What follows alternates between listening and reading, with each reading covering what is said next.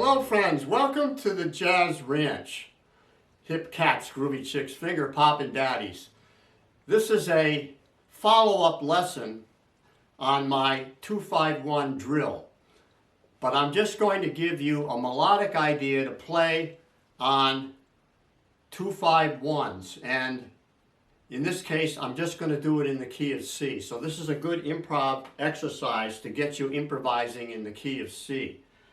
And this is going to be written out for you so you can download this exercise or drill or study, whatever you want to call it. You can download it and follow along.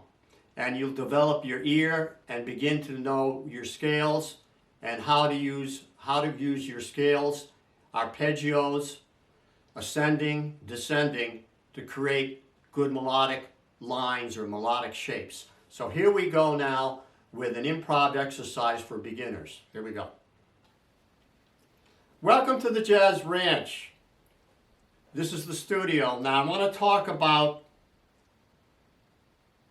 developing improvisational skills and starting out with the simplest exercise built on a 2-5-1 in the key of C. So we're going to just work within the key of C, and we're just going to use the notes in the C scale, C major scale. We're not going to use any black notes or chromatics to start. Now, this is a spin-off from my exercise on 2-5-1s through the cycle of fifths. This is just going to be on the key of C now to start to develop improvisational skills, starting with a phrase that I'm going to give you, and we're going to explain the idea of the phrase. Now, you know the 2-5-1 is D minor 7, G7, C major 7, C6. And you want to watch my previous videos if you don't understand how that's done. But you want to know that D minor in root position, G7 in second inversion, C major 7 in root position. Then you put C6 in there if you want. Now you can make this a 2-measure exercise or a 4-measure exercise. Either way. We'll start out with 4 measures and the simplest way to do this. Now, the reason this is a good exercise is because you're going to be playing an arpeggio on the first chord, ascending, and then you're going to be playing a scale, descending on the second part, on the second chord. And you're going to be targeting the target notes. You're going to be hitting target tones on the strong beats. So here it is. I'm going to count it in 4 now, like this. 1, 2, 3, 4. So you're going to arpeggiate that chord like this. Root, 5th, root, 3rd, 5th, 7th, then targeting it on the 3rd of the G, 7, and then right down the scale. Landing on the 3rd of the C major, 7. So the count is 1, 2, 3, 4, 1, 2, 3, 4, 1, 2, 3, 4, 2, 2, 3, 4.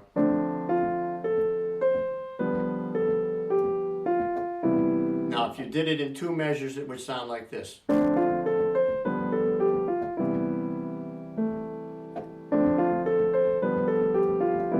So that's what you want to practice first. Now, why am I giving you that particular phrase? It's a melodic idea, it's a melodic shape.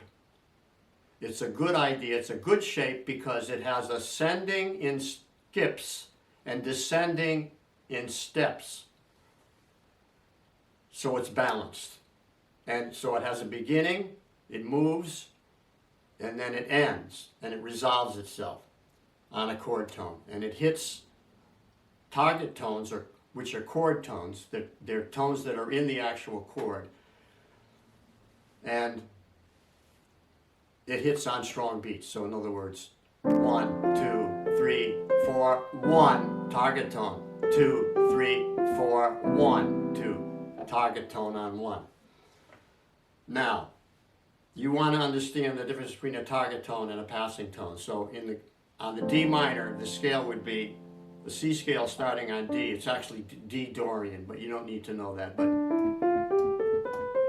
that's the scale. You play a C scale starting on D, that's D Dorian. Now, that scale has target tone, passing tone, target tone, passing tone, target tone, passing tone, target tone, target tone. So the passing tones tend to fall obviously between the target tones when you're playing in a scale, and they are approaching the target tones.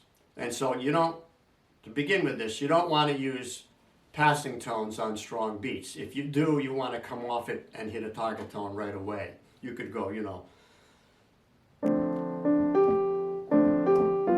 I mean, I'll show you an example later on, but that's the rule. Just hit the target tones on the important beat. Now, you could play this same idea of a good line, ascending in skips and descending in steps by starting on another pitch. Like instead of starting on the root, start on the third.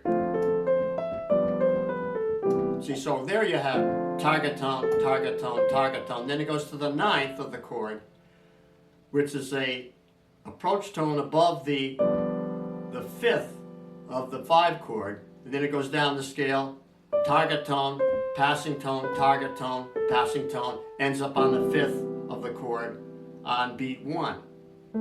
Again, so there is another good phrase. If you played it in 2 measures, it would sound like this: 1 and 2 and 3 and 4 and 1. So you're hitting target tones on 1 and 3.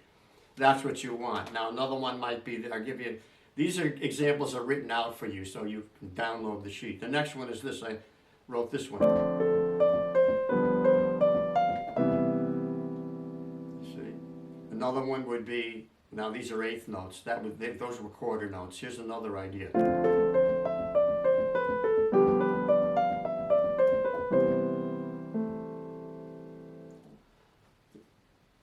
That's moving and then resolving at rest. Now here's one that starts out more at rest and then moves at the end.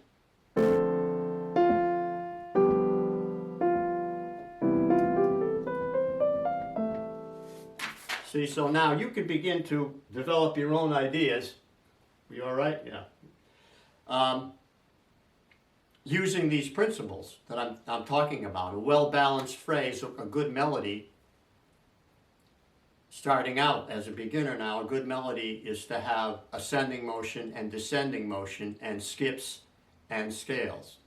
So this is teaching you not only to develop your ear to hear a good melody or a good line, but to know the feel of and the pattern of the scale and the arpeggio. As you get into more difficult keys, eventually you're going to need to know those scales and what notes to use. Like in F, it's going to be, this. So now you have that B flat in there. So it's going to help you to learn that scale. So you're learning a melodic idea or a phrase shape.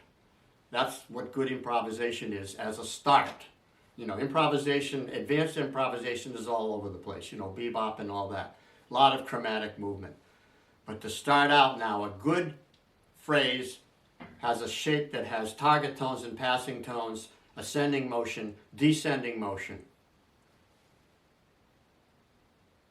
And it's balanced. And it hits the target tones in the right places, which are the strong beats of 1 and 3. So that's kind of like the rule. And if you look at this sheet and what I've written out for you, you'll see how I've done this. And then you want to begin to invent your own.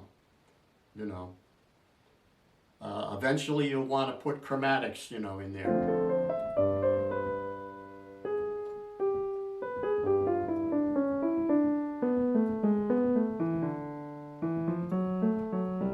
You want to start to put chromatic notes as approach tones, but that's later on. Just get good at playing in the key of C, just using the white notes, and start with this sheet that I've laid out for you. Read it, but then just use your ear and your imagination. This can be fun. This is fun. Improvisation is one of the most fun things you can do on the piano, and you want to eventually get it to sound like jazz by syncopation, rather than just maybe this. You're off the beat. There's an approach, a chromatic approach. You know.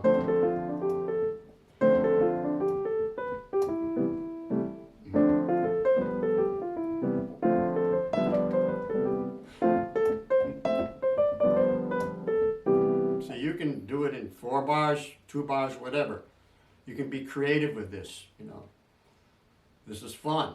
This is really a lot of fun. Improvisation is a lot of fun. It's the most fun part, I think, of playing jazz is the improvisation, how you can come up with ideas.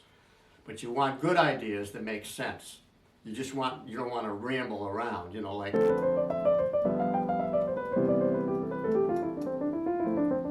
That doesn't sound so bad, but I mean, you know.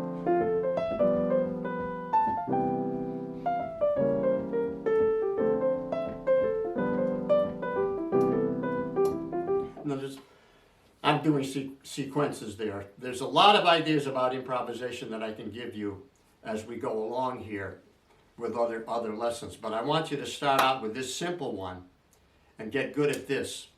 And then start to get creative and start to use your ear once you've done the basics. You got the basics down. Okay, so we'll have a sign off now. Please write to me. I hope to hear from you. Here we go.